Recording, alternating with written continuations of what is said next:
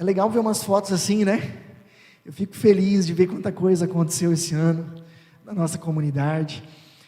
Foi encontro de casais, foi trilha 8, foi 2 batizados que a gente teve aqui, do Theo, da Maria Clara.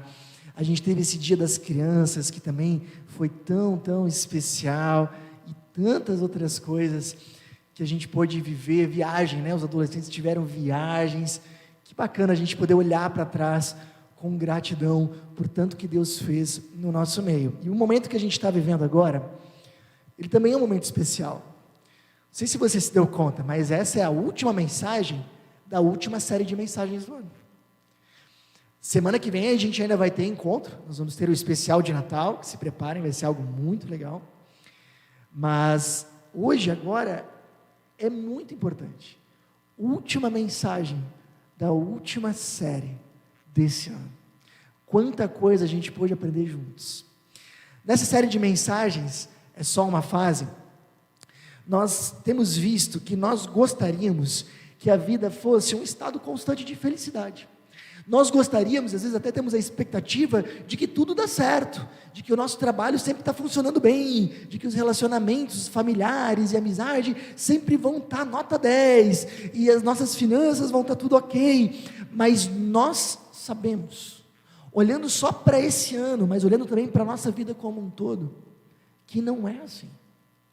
Nossa vida não é um estado constante de felicidade, nossa vida é formada de fases. Nossa vida é como um livro, e esse livro tem os seus capítulos, e essas fases, algumas são muito boas, agradáveis, outras fases são difíceis, são mais penosas. Nós temos fases de saúde, temos fase de doença, temos alegria, temos fases de festa, temos fases de luto. A vida, ela é assim.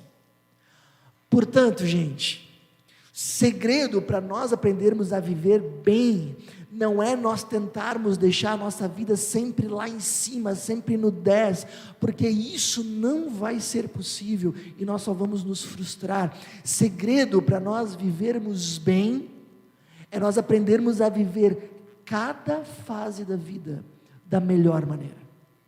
Isso eu queria que vocês gravassem e levassem dessa série de mensagens para a vida de vocês. Agora, falando sobre fases, a gente abordou algumas delas. O primeiro encontro dessa série, nós falamos de quando os filhos se revoltam, e falamos sobre educação de filhos, foi muito interessante. Nós também conversamos 2 semanas atrás, sobre quando laços se rompem, e nós falamos de fases difíceis, quando pessoas que nós amamos muito, se distanciam de nós, e isso dói muito. O que fazer nessa situação? Outra fase que nós então falamos na semana passada, era de quando portas se fecham, e nós falamos justamente dos momentos da nossa vida, onde oportunidades dão errado, onde momentos bons terminam, e o que a gente faz nessa situação? Eu vou dizer para vocês, todas essas mensagens, lembra, elas estão lá na nossa página, estão no YouTube, você não pôde vir, e pensou assim, poxa, como eu queria ter ouvido essa mensagem, está lá, e você pode acessar. Dá vontade de ir lá, né? Porque lá parece que é mais animado que aqui, né? Não dá? Só. Mas vamos lá. Gente, e outra coisa, hoje nós temos um novo tema. Hoje nós vamos conversar sobre quando tudo parece perfeito. Hoje nós não vamos falar de fases difíceis.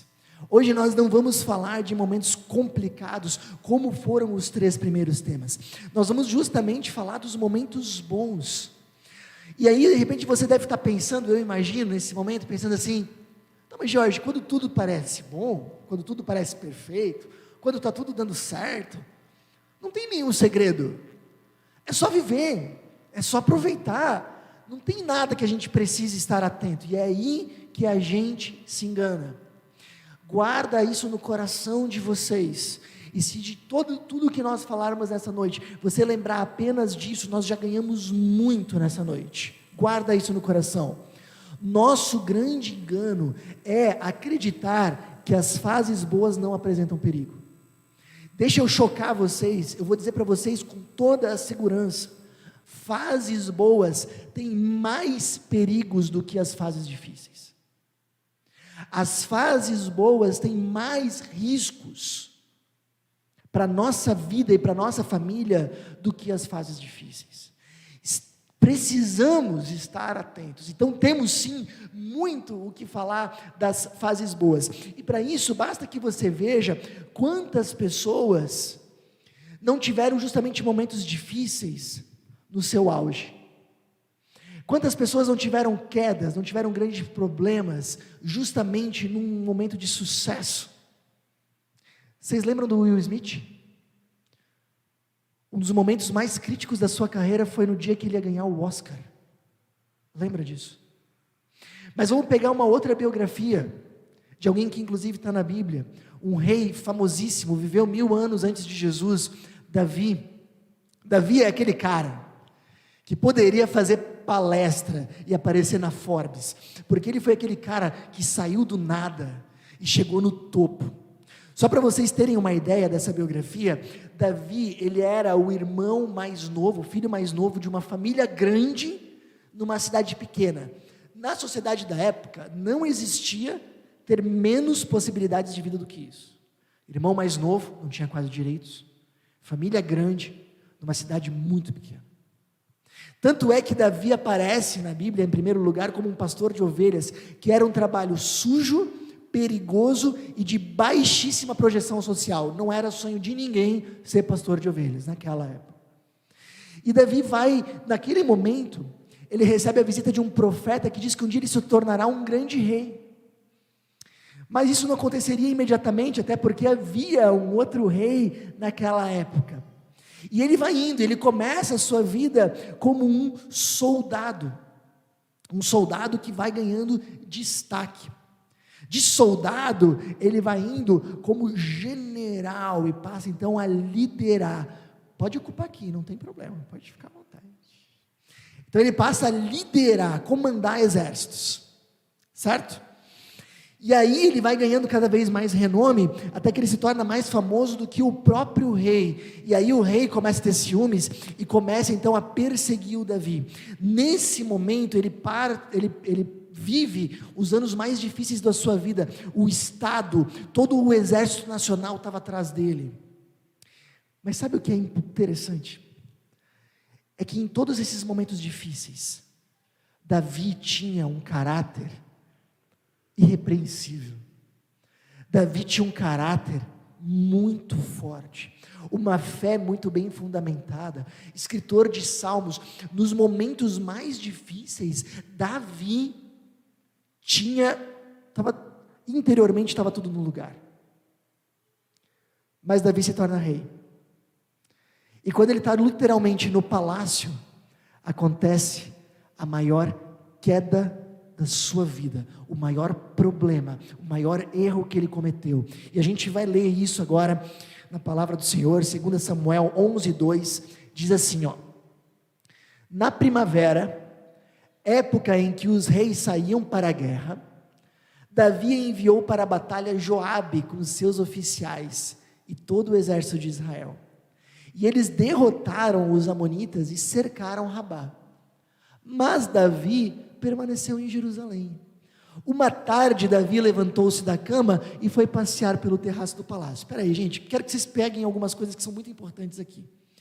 Primavera, época em que os reis saíam à guerra, época em que os reis saíam para defender os seus territórios, uma das épocas mais importantes para um rei, é a safra do agricultor. Era isso que era a primavera para eles. Davi envia o seu exército, envia os seus generais, e ele fica no palácio. E aí de repente a gente pensa, não, talvez ele ficou no palácio porque tinha muita coisa para fazer, né? Tinha muito trabalho no escritório, tinha muita demanda lá, tinha muita coisa para resolver na capital. Mas não, olha o que o texto fala. De tarde, Davi levanta da cama. Ô gente, dia de trabalho começa quando? Começa de tarde? Não, né? Começa de manhãzinha cedo.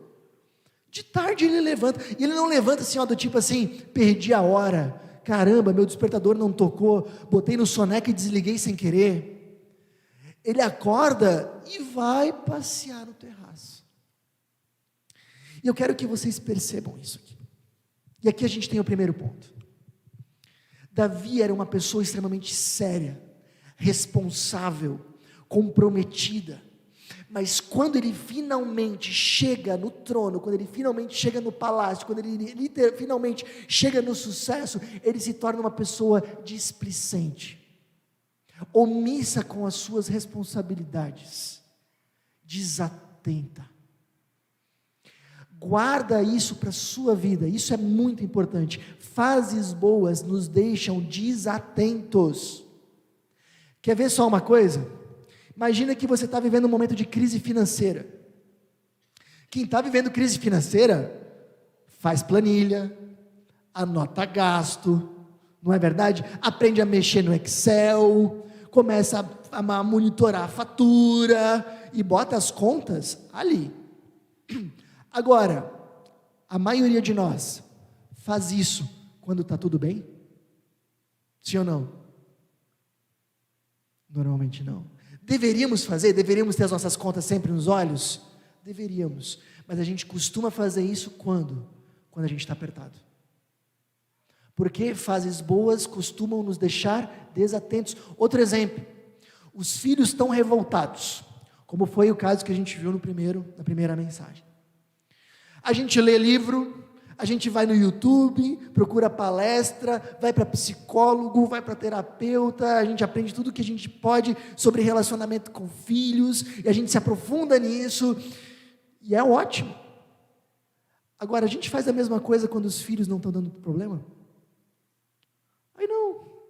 Aí a gente deixa lá, não está incomodando, não está dando problema, e a gente não fica atento a esse relacionamento quanto deveria. São nossos filhos, às vezes estão acontecendo coisas que a gente nem está percebendo. Vocês compreendem isso? Fases boas nos deixam desatentos. Quando a gente passa por um momento difícil, todos os nossos sistemas de alerta, eles estão ligados, mas quando a gente passa por um momento bom, a gente costuma desligar esses sistemas de emergência.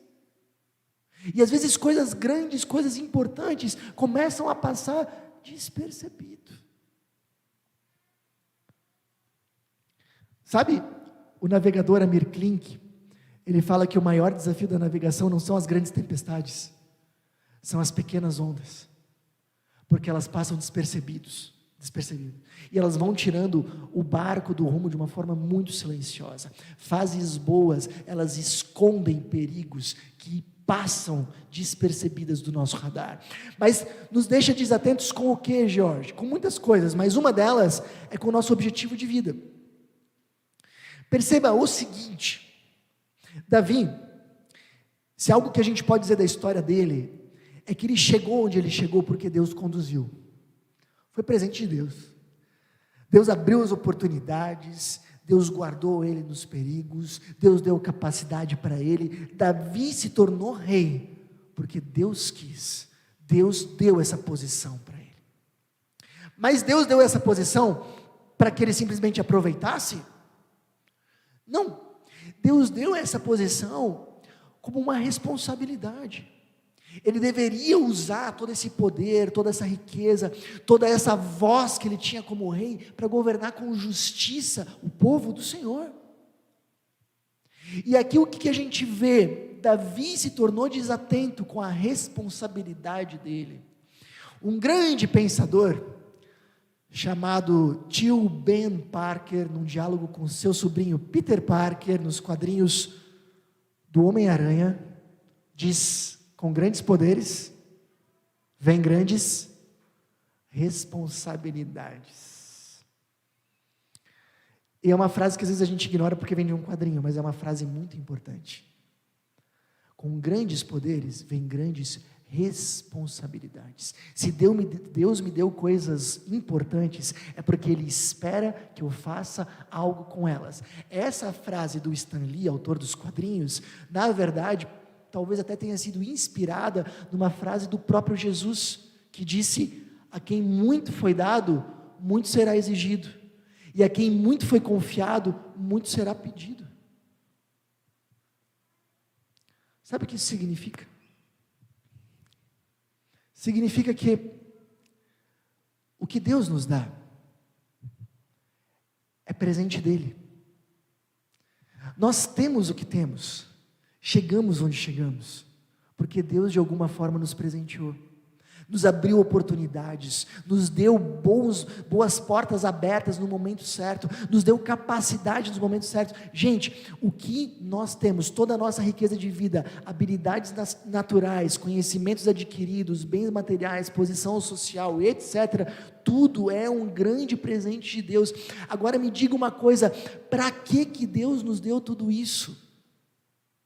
Para a gente ficar simplesmente no palácio, aproveitando?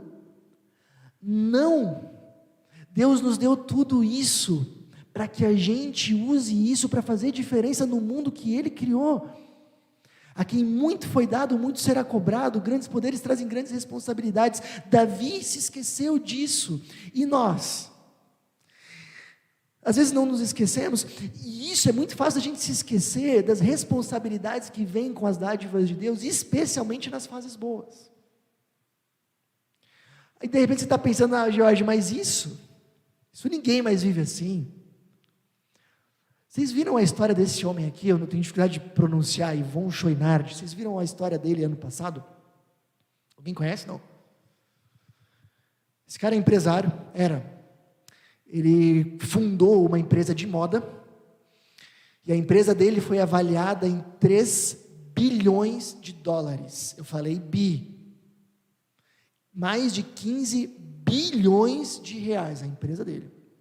Vocês sabem o que ele fez? Ano passado, em consenso com seus herdeiros, doou a empresa dele inteirinha para ONGs que lidam com causas ambientais. Foi amplamente noticiado. Doou uma empresa bilionária. Por quê? Porque ele entendeu que tudo o que ele tinha era um presente de Deus, e tinha dado com uma incumbência de fazer diferença nesse mundo. Sabe, quando eu ouço essa frase de Jesus, a quem muito é dado, muito será cobrado, eu às vezes fico imaginando, se muitos de nós, e eu fico pensando isso também para a minha vida, se muitos de nós um dia não vamos chegar diante de Deus, e Deus vai dizer mais ou menos assim, pois é, Jorge, te dei muita coisa, né? Verdade, Senhor, deu mesmo. Te dei saúde, te dei família, verdade, Senhor. Te dei recursos, te dei posição, te dei uma network, te dei muitas coisas, te dei um trabalho importante. É verdade, Senhor. Pena, Jorge, que você pensou que era tudo isso só para você mesmo, quanto era para você dividir com as pessoas e fazer diferença nesse mundo. Eu não quero ouvir isso um dia de Deus. Tudo o que você tem é presente de Deus, mas é dado com uma finalidade: fazer diferença no mundo. Esse é o objetivo principal. O conforto pode ser também, mas ele já é secundário. Dá para entender isso? Mas segue. Aliás, uma menção antes da gente ir para o próximo ponto.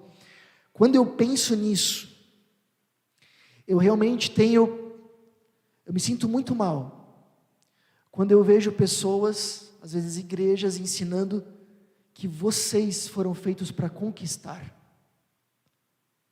Vai exatamente na contramão do que a Bíblia está ensinando. Como se Deus tivesse nos feito para conquistar uma vida confortável e bem-sucedida. Deixa eu dizer para vocês de uma forma muito clara: Deus não te fez para conquistar, Deus te fez para amar. Lembra disso. Bom, a história de Davi continua e diz assim, do terraço, Davi viu uma mulher muito bonita tomando banho e mandou alguém procurar saber quem era ela. Disseram-lhe, é Batseba, filha de Eliã e mulher de Urias, o hitita. Davi mandou que a trouxessem e se deitou com ela. Aqui Davi então comete algo que é ainda hediondo: adultério. Ele se envolve com uma mulher casada e abusa do seu poder de rei para isso. E aqui eu acho que tem uma importante lição para nós. Fases boas nos deixam desatentos também com os princípios de certo e de errado. Sabe, Davi viu, até aí não tem problema, mas Davi se deitou, Davi fez, mas entre ele ver e entre ele fazer algo, realmente se deitar, tem um processo no meio. Primeiro Davi fica curioso, depois Davi dialoga, quem é essa pessoa? Ele começa a conversar sobre isso. Depois Davi decide, manda trazer ela aqui, ali ele já tinha decidido fazer algo, só faltava fazer, mas o adultério já estava no coração dele, e aí finalmente ele faz. Grande parte das pessoas não adultera, ou não comete outros pecados, exatamente esses que têm consequências maiores, de uma hora para outra. Normalmente a gente parte por um processo, por exemplo, o próprio adultério no nosso coração se forma de forma muito semelhante. A gente está de repente passando a timeline do Instagram, e aí a gente vê a publicação de um ex-namorado, de uma ex-namorada, a gente vê, até aí não tem problema, mas a gente fica curioso, como é que será que ele está, hein? Como é que será que ela está? Faz tempo que eu não vejo esse meu ex-namorado, essa minha ex-namorada. E aí a gente abre porta para o diálogo, vou ver, vou perguntar, vou dar um oi, vou ver como é que estão as coisas, e aí começa a conversar. Chega um momento que talvez essa conversa vai evoluindo, se toma uma decisão no seu coração, ainda não fez nada, mas a decisão já está aqui, agora só depende de uma oportunidade e de o outro também fazer algo. E aí chega ao ato. Os outros pecados, como por exemplo a desonestidade, também normalmente são um processo, e a gente vai dando pequenos passos em direção a eles, e as fases boas nos costumam deixar extremamente desatentos a esses processos. Um exemplo muito clássico é o do Tiger Woods. Vocês conhecem ele? Ele é um esportista famoso da área do golfe, ficou famosíssimo no mundo, assim, de renome mundial, uma celebridade. Em um momento auge da carreira dele, ele começa a ter problemas, se envolver com outras mulheres, e fazer uma série de coisas bastante complicadas e bastante imorais, até que ele tem um acidente de carro, quase morre, e isso serve para ele colocar a cabeça no lugar, e ele começa a voltar atrás nas coisas que ele estava fazendo. Numa entrevista, o Tiger Woods, ele fala, em algum momento, eu estava tão envolvido pelo meu sucesso, que eu achei que as regras que todas as pessoas precisam seguir, não se aplicavam a mim. Eu achei que eu, por causa do meu sucesso, da minha boa fase, podia burlar essas regras, e que eu ia me dar bem igual. Fases boas nos deixam desatentos com princípios de certo e de errado. Cuida com isso. Mas o texto continua, e ele diz, eu queria só frisar, os servos, quando Davi pergunta, eles falam, ela é Batseba, ela é filha de Eliã, ela é mulher de Urias, o hitita. Urias é teu soldado, Davi, ele está na guerra, morrendo pelo país dele, pelo rei dele, por você. Esse é o Urias, ela é a esposa dele. Davi era alguém que tinha aprendido a ouvir a Deus, e tinha aprendido a ouvir a Deus através das pessoas. Aqui é a voz de Deus dizendo para ele, não vai, mas ele não ouve a voz de Deus, e a situação se agrava, porque essa mulher engravida, e aí ficaria claro que havia acontecido um adultério, e adultério na época era punido com a morte, a situação era muito séria. E aí Davi, ele liga o modo safar-se, ele tenta se safar do negócio, tenta esconder o problema, e ele chama Urias para vir da guerra para casa, para matar a saudade da sua esposa, e quando a criança nascesse, todo mundo ia achar que era filho dele, prematuro, né, nasceu um pouquinho antes, tudo bem. Mas Urias se nega a entrar na casa dele, ele diz, eu não posso entrar na minha casa, quando os meus companheiros de exército estão numa barraca lá. Davi então tenta embebedar ele, para ver se ele ia para casa, ele não vai, mesmo embriagado. Então Davi faz algo hediondo, ele escreve uma carta para o general da guerra, pedindo para que Urias fosse colocado no campo mais violento da guerra, e deixado lá para morrer de propósito. E quem leva a carta selada é o próprio Urias, sem saber, levando a carta da sua morte. O que de fato acontece? Urias morre em batalha, a Batseba então fica viúva, e Davi se casa com ela, agora pode, e o filho seria dele, ninguém duvidaria disso. Ele encobre o seu pecado, mas aí vem a passagem que diz, mas o que Davi fez, desagradou o Senhor. Ele enganou pessoas, enganou talvez até a si mesmo, mas teve alguém que ele não enganou, a Deus. E o que é importante da gente perceber aqui, é que durante boa parte da sua vida, a coisa mais importante da vida do Davi, era agradar a Deus. Mas aqui o que ele mais se importa, é se safar, e não ficar mal com os outros. Sabe o que isso mostra? Em algum momento, no palácio, Davi ficou desatento com a sua vida com Deus. Davi se afastou e se distanciou de Deus. Gente, de tudo que a gente falou, esse é o ponto mais importante. Liga aqui, por favor. É muito comum que pessoas aos pouquinhos vão se distanciando de Deus, e isso é especialmente comum na fase boa, porque quando as coisas estão ruins, a gente ora, não ora? Quando as coisas estão difíceis, a gente ajoelha e ora chorando. Quando as coisas estão difíceis, a gente lê a Bíblia, a gente vem para um culto, e não falta o culto, e ouve uma mensagem dessa, ouvindo cada palavra, pensando assim, o que Deus tem para mim hoje? Deus tem que ter uma direção para mim hoje, e a gente vai com toda a sede para ouvir essa palavra. Quando as coisas estão difíceis, a gente busca convívio com as pessoas, a gente busca conselho, a gente busca muitas vezes as pessoas da nossa comunidade, mas quando as coisas estão boas, aí a nossa vida de oração começa a se tornar mais fria. A gente vem para uma mensagem, e às vezes a gente nem mais está dando muita bola para o que está se ouvindo, a gente está pensando em outra coisa, às vezes está mexendo no celular. E de repente a gente sai do culto, já nem lembra muito bem o que foi falado. A gente começa a se tornar displicente, a gente começa a faltar nos encontros do culto, a gente começa a desvalorizar aquilo que envolve a Deus. Para outras coisas a gente está pronto, para isso nem tanto, outras coisas estão no caminho, e às vezes a gente tem uma boa desculpa, depois de um tempo a gente já nem mais tem uma boa desculpa, e a gente vai esfriando. Sabe, o que acontece com um casamento quando a gente não alimenta ele? Esfria. O que acontece com uma amizade quando a gente não alimenta ela?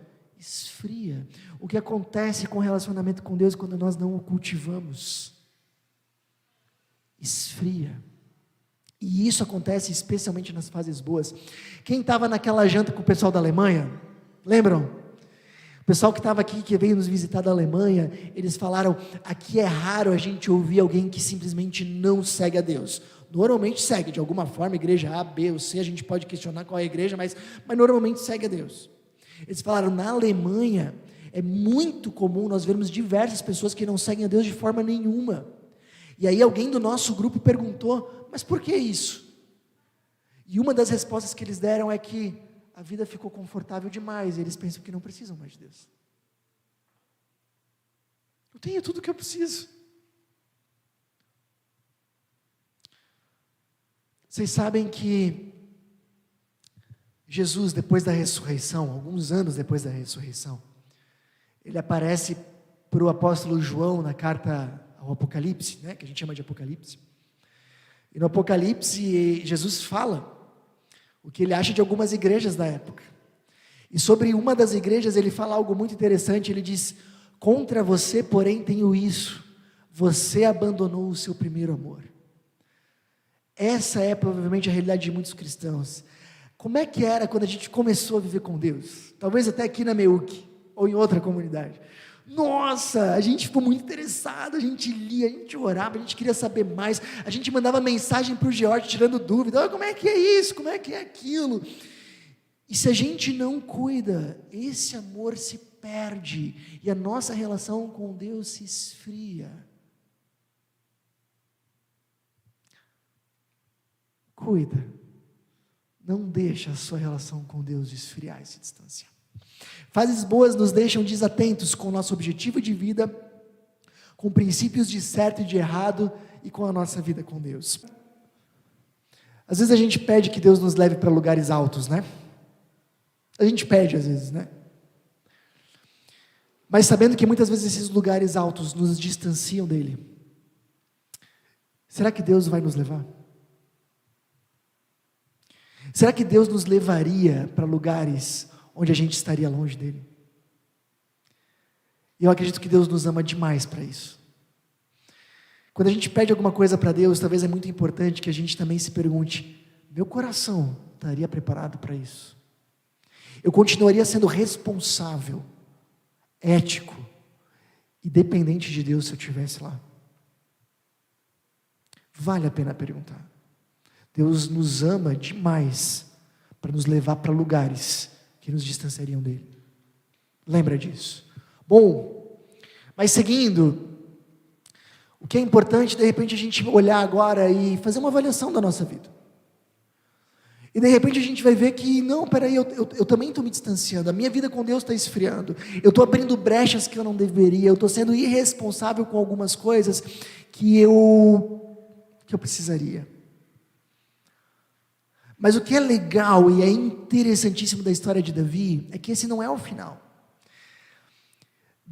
Deus levanta um grande profeta chamado Natã, que vai lá e mostra o pecado para o Davi. E Davi chega a uma conclusão muito difícil, ele diz: eu mereceria a morte. E é verdade, mereceria mesmo. Mas Davi se arrepende muito, mas muito mesmo. E 2 lindos salmos de confissão são justamente escritos nesse momento. E Davi é perdoado. A gente vai falar sobre perdão agora na Santa Ceia. Davi é perdoado. Davi reencontra um recomeço. Que bonito. Mas a parte triste dessa história é que o recomeço de Davi tem um custo. O filho inocente dele falece. Esse bebê que estava vindo falece. Eu não sei dizer porquê, não sei dizer por que Deus faz dessa forma, eu não sei mesmo. Mas o que é importante de nós percebermos nessa noite, e essa é a ponte importante: Davi mereceria a morte. Ele pede o perdão, implora o perdão de Deus e ele é perdoado. O preço do pecado de Davi é o seu filho inocente. Nós também somos pecadores. Também mereceríamos a morte. O que a gente faz não é pouco. A gente talvez agora é tentado a apontar o dedo por Davi e dizer: meu, olha só o que esse homem fez. O que nós fazemos não é pouco. Nós desvalorizamos aquilo que Deus faz na nossa vida. Nós deixamos o nosso Criador de lado muitas e muitas vezes. A frase que nós vemos hoje nos lembra disso.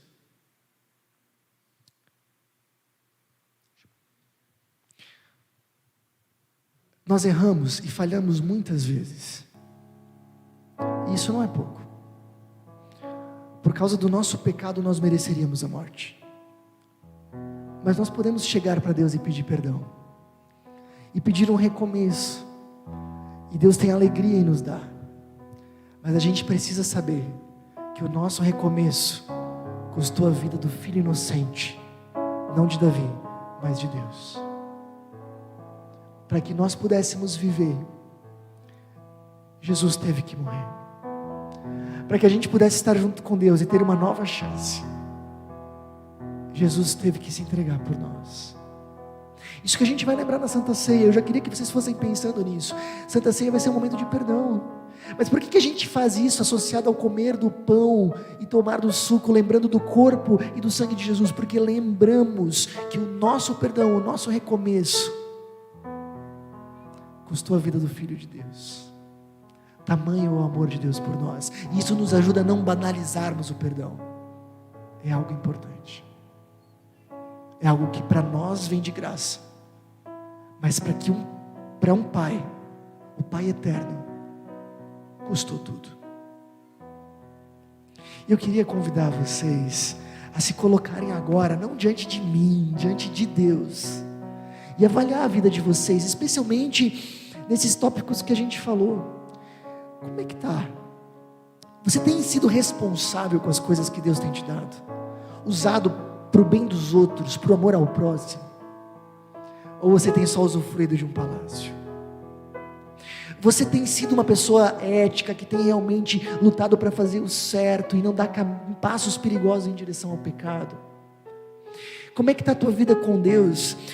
Como é que foi no começo, quando você descobriu a Jesus como o Senhor e Salvador da sua vida? Você tem o mesmo amor, a mesma alegria, a mesma paixão, a mesma vontade? Como é que está? O que aconteceu nesse meio período? Por que não voltar? Decida nessa noite, gente. Decida ser responsável com aquilo que Deus tem te confiado, com a riqueza de vida que Deus tem te dado. Decida assumir seus erros e buscar recomeços quando necessário. Decida cultivar seu relacionamento com Cristo e não deixar isso esfriar. Eu tenho 2 recados rápidos para você que tem acompanhado as nossas mensagens. Primeiro, eu queria muito te encorajar, se for possível, a você participar dos nossos encontros presenciais. É uma forma de nós podermos nos conhecer e de você poder aprender ainda mais com a gente. Segundo recado, se você deseja contribuir financeiramente com a nossa comunidade, todos os nossos dados bancários estão aparecendo agora na sua tela. Essa é uma forma importante de você nos ajudar a espalhar ainda mais a mensagem de Jesus para fazer diferença no coração de ainda mais pessoas. Pense nisso. Até a próxima!